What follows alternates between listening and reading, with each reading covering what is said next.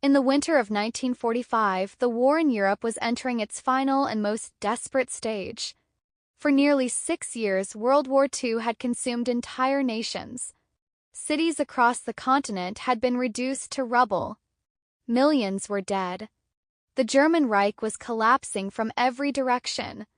From the east, the massive armies of Joseph Stalin were pushing toward Germany. From the west, the Allied forces of Dwight D. Eisenhower were advancing after the invasion of France. Yet in the middle of this collapsing world stood a city that many believed would escape the worst of the war. That city was Dresden. Often called the Florence on the Elbe, Dresden was famous for its Baroque architecture, opera houses, museums, and churches. The skyline was crowned by the magnificent Frauenkirche Dresden. For centuries, it had been one of Europe's great cultural capitals. Unlike cities such as Berlin or Hamburg, Dresden had not been heavily bombed during the war. Many believed it was too beautiful, too historic, too full of refugees to become a target. They were wrong. The strategic decision by early 1945, Allied leaders were determined to destroy Germany's ability to continue fighting. The Yalta Conference, Allied commanders discussed how to support the Soviet advance into Germany. One proposal was simple and terrifying: destroy the transportation centers behind German lines. Dresden was one of the most important railway hubs in the country. Troops, ammunition, and supplies passed through the city every day. To Allied planners, destroying Dresden would cripple Germany's already collapsing war effort. The mission would be carried out primarily by the Royal Air Force. And their weapon of choice would be something designed not just to destroy buildings, but to ignite entire cities. Fire February 13, 1945. The evening of February 13 began quietly. Thousands of refugees fleeing the Soviet advance were sleeping in train stations, churches, and public buildings. Families crowded into basements. Children slept beside suitcases packed for evacuation. Few people expected what was coming. Just before 10 p.m., the first air raid sirens began to sound. First, many residents ignored them. Dresden had heard warnings before without being attacked. But this time, something was different. Hundreds of aircraft were approaching. Above the clouds flew the bombers of the Royal Air Force Bomber Command. Their mission was precise and terrifying. First, high-explosive bombs would shatter roofs, windows, and water pipes. Then thousands of incendiary bombs would fall into the open buildings. The goal was not just destruction. It was a firestorm. The first wave at approximately 10:14 p.m. the first bombs fell. The explosions shattered the quiet city. High-explosive bombs ripped through streets and buildings. Roofs collapsed. Water mains burst. Telephone lines went dead. Then the second phase began. Incendiary bombs, thousands of them, rained down across Dresden. They ignited houses, apartments, schools, and churches. Within minutes, hundreds of fires were burning. Within 30 minutes, the fires began to merge. And something even more terrifying was forming. A firestorm. The birth of the firestorm. Firestorms are one of the most destructive forces ever created in warfare. As thousands of fires burn simultaneously, they consume enormous amounts of oxygen.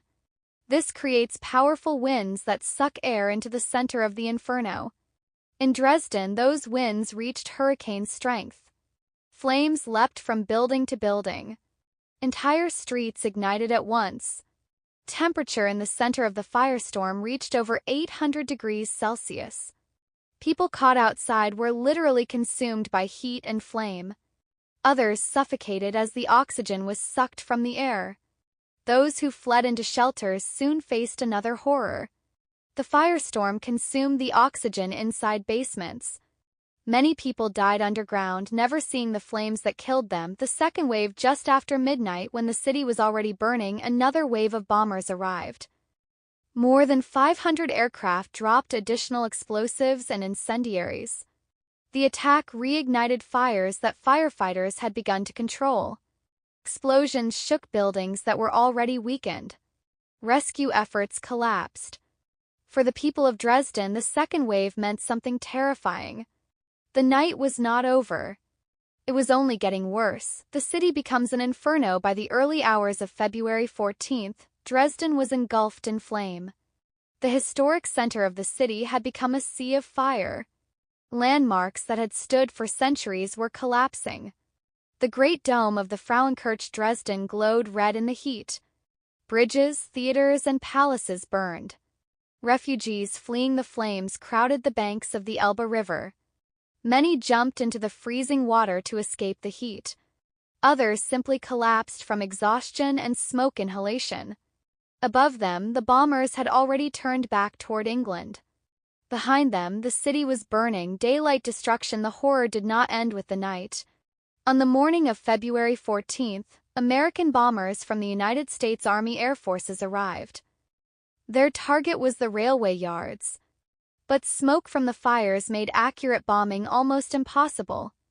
Bombs struck across the already devastated city. More buildings collapsed. More fires erupted. For the survivors, the daylight raid confirmed the worst possible reality. Dresden was being systematically destroyed. The aftermath: when the fires finally burned out, much of the city center had been annihilated. Thousands of buildings were gone. Entire neighborhoods had vanished. The once beautiful cultural capital was now a landscape of ash and ruins. The exact number of victims has been debated for decades. Most modern historians estimate that approximately 25,000 people died. Many were civilians. Many were refugees who had believed Dresden would be safe. Among the ruins stood the blackened remains of churches, museums, and opera houses that had survived for centuries. But the destruction of Dresden also ignited a fierce moral debate, controversy, and memory. Even during the war, some Allied leaders questioned the necessity of the attack. Was Dresden a legitimate military target? Or had the bombing gone too far? Historians still debate that question today. What cannot be debated is the human suffering of that night. For the survivors, the firestorm became a permanent memory. A night when the sky itself seemed to burn. Legacy: after the war, Dresden became part of East Germany. The ruins of the Frauenkirche Dresden were left as a memorial to the destruction. For decades, the broken stones remained untouched. Then, after the fall of the Berlin Wall, the church was finally rebuilt. Today, Dresden has been restored. Skyline once again rises above the Elbe River. But beneath the rebuilt streets lies the memory of one of the most terrifying nights of the war. A night when a city burned, and the sky turned red.